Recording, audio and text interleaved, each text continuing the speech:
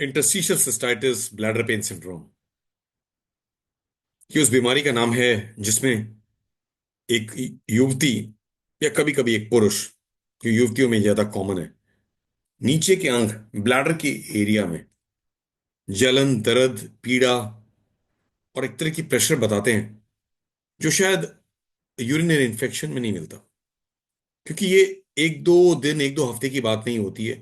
पता चला कि ये पेशेंट को कई महीने, कई सालों से एक तरह की प्रॉब्लम चल रही है, जिसमें यूरिनरी ब्लैडर की एरिया में एक तरह की पीड़ा है, एक तरह की पेन है। एक बार बार यूरिन जाना पड़ता है, बिकॉज पेन जगाता है यूरिन जाने के लिए। हमें पेन जगाता नहीं यूरिन जाने की, हमें सेंसेशन होती है यूरिनेशन की, यूरिनेशन सेंसेशन में हम जाते हैं। लेकिन एक पेशेंट जो आईसी ब्लैडर पेन सिंड्रोम से सफर कर रहा है, उसको पेन के कारण बार बार जाना पड़ता है। जलन होती है तो बार बार जाना पड़ता है। वो गुप्तांग में जलन हो, वो ब्लैडर में जलन हो, वो पेल्विक एरिया, पेल्विक फ्लोर में जलन हो, या पूरे एंट्रोइटस और ग्रोइन के एरिया में जलन हो, वो जलन होना, दर्द होना, प्रेशर लगना, पेन होना, वो सब चीजें जो यूरिन को ट्रिगर करती है और जिसके कारण बार बार यूरिन जाना पड़ता है। सेंसेशन बिल्कुल पेल्विक फ्लोर के आसपास होता है, और ये युवतियों में कॉमन होता है। माना जाता है कि औरतों में यूरिनरी ट्रैक्ट इन्फेक्शन भी कॉमन है, इनकॉन्टिनेंस से ओवर एक्टिव ब्लैडर भी कॉमन है। तो ऐसा सोचा जाता है कि बहुत बार ये सब डिजीजों की ओवरलैप मानी जाती है डॉक्टरों की अंडरस्टैंडिंग में। इसलिए बहुत जरूरी है कि आप अपने डॉक्टर को सही कंप्लेन तो बताएं। Department of urology, Kokilaben Dhirubhai Ambani अस्पताल के सेकंड फ्लोर से मैं डॉक्टर संजय पांडे इस सब्जेक्ट पे बहुत हद तक काम करता आया हूँ, कई 2 दशक से, और देखते आया हूँ कि या तो मरीज बहुत लेट से आते हैं, उनकी डायग्नोसिस कुछ ना कुछ बनी होती है और उसकी ट्रीटमेंट चली जा रही है, और उसके साथ साथ डिजीज भी प्रोग्रेस करता जा रहा है। तो ये आज आपसे बात करना बहुत जरूरी होगा कि interstitial cystitis bladder pain syndrome वो बीमारी है जिसमें लोअर पार्ट में, यूरिनरी पार्ट, सेक्सुअल ऑर्गन्स के पार्ट में, उस एरिया में अगर जलन है, पीड़ा है, दर्द है, प्रेशर है, जो नॉर्मल नहीं है, जो आपके घर में और किसी को नहीं होता, जो आपके दोस्तों में नहीं होता, जो आपके फ्रेंड्स में नहीं होता, तो वो क्या है? तो कहीं ना कहीं ब्लैडर के अंदर की लाइनिंग, कहीं ना कहीं पेल्विक फ्लोर की एरिया, कहीं ना कहीं ब्लैडर के मसल्स की एरिया, इन सब में उस तरह की स्पैज्म डेवलप होती है जब यूरिन भरता है। तभी तो आपको ये पेन होता है। लोग बताते हैं कि जब मेरा ब्लैडर भरता है तो मैं रोक नहीं सकता। क्यों नहीं रोक सकता? ये रोक सकती बिकॉज हमें जलन होती है, पीड़ा होती है, दर्द होता है। हमें माफ करें, हमें टॉयलेट जाना ही पड़ेगा बिकॉज वो दर्द होना शुरू होता है। और ये एक हफ्ते से नहीं हो रहा है। ये ऐसा नहीं है कि मैं यूरिनरी ट्रैक्ट इन्फेक्शन है किसी सेक्सुअल एक्टिविटी के बाद, किसी हाइजीनिक इशू के बाद, या कोई रुकावट के बाद। ये प्रोग्रेसिव फिनोमेना है जो चलता आया और चलता ही जा रहा था।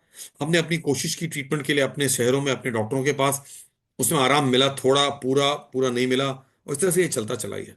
तो ये मेरे बहुत जरूरी है जागरूक करना कि इस एस्पेक्ट को आगे बढ़ाएं और इस ट्रीटमेंट को एक लेवल तक ले जाएं जो शायद हम मिस कर जाते हैं।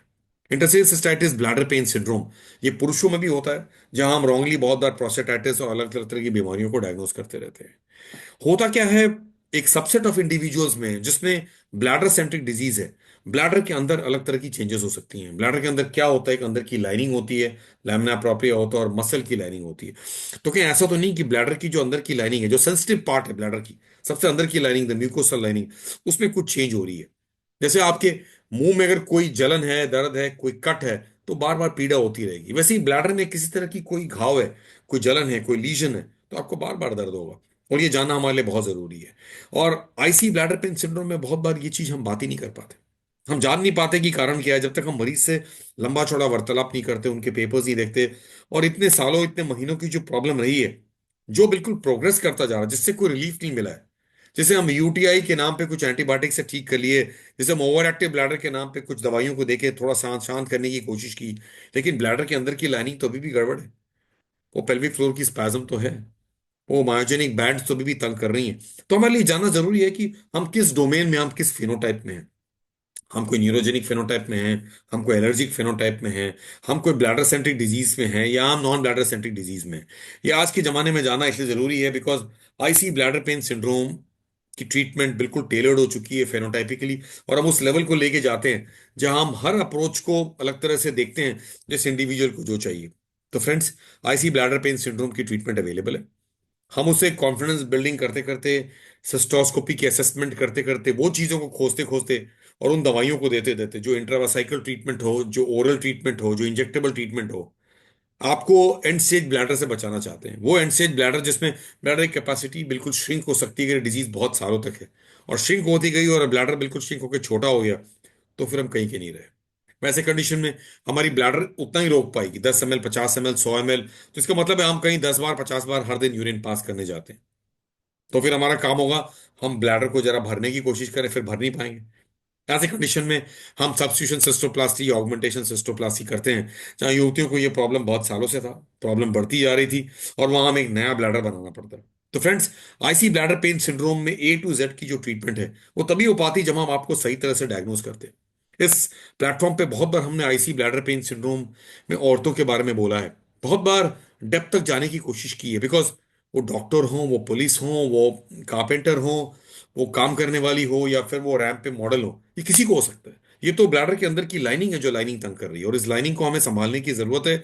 या तो इसकी दवाइयों को लें और इस दवाइयों के साथ साथ इनकी असेसमेंट करें, या फिर किस तरह से इसको आगे लेके जाएं उस पर गौर करने की बहुत जरूरत होगी। तो friends, interstitial cystitis bladder pain syndrome की पहले तो जागरूकता मिसिंग है।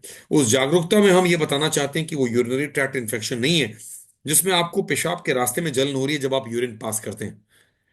डिस्यूरिया, स्ट्रैंगरी, एक्यूट ऑनसेट फिनोमिना, ये सब कुछ यूटीआई के फिनोमिना होते हैं। आपको हर समय जो यूरिन सैंपल देना होता है वो वॉश करके पहला सैंपल छोड़ के बीच का सैंपल ही बोतल में देना पड़ता है, mid stream clean catch specimen. ये ओवर एक्टिव ब्लैडर नहीं है जिसमें ब्लैडर बार बार ओवर एक्टिव हो रहा है और आपको जाना पड़ रहा है। वो तो एक तरह की सेंसेशनल इशू है जो सेंसरी अर्जेंसी होती है, ये वो नहीं है। ये बिल्कुल ब्लैडर के अंदर की लाइनिंग, ब्लैडर की वॉल्स की लाइनिंग, पेल्विक फ्लोर की लाइनिंग और वेरियस डोमेन्स में, वेरियस फिनोटाइप्स में किसी को तंग कर रहा है, और ये महीने महीने सालों साल चल रहा है, ये फ्लेयर होता है, आता है, जाता है, और ये आपको, आपकी फैमिली को भी तंग करता है। अब इसमें मुश्किल में रहते हैं। तो क्यों ना interstitial cystitis bladder pain syndrome को हम उस लेवल को लेके जाएं जहां जागरूकता को वहां पहुंचाएं, जहां कोई भी इस बीमारी से सफर कर रहा है तो फिर अपने घर ना बैठा रहे। मैं कोकिलाबेन धीरूभाई अंबानी अस्पताल के second floor department of urology में बैठा हूं। बहुत बार लोग पूछते हैं कि आप कहाँ मिलेंगे, कैसे मिलेंगे। तो या तो इसकी ऑनलाइन कंसल्टेशन होती है जो हॉस्पिटल के प्लेटफॉर्म से हम ऑनलाइन कंसल्ट करते हैं, या फिर सुबह से शाम तक यहाँ आउट पेशेंट डिपार्टमेंट में हम इस तरह के मरीजों को देखते हैं जैसे बाकी बीमारियों को देखते हैं। वो प्रोस्टेट की बीमारी हो, ब्लैडर की बीमारी हो, किडनी की बीमारी हो, और इन सब की सर्जिकल या मेडिकल बीमारियां हो, कैंसर हो, इन्फेक्शन हो, कोई स्टोन हो, कोई ब्लीडिंग हो।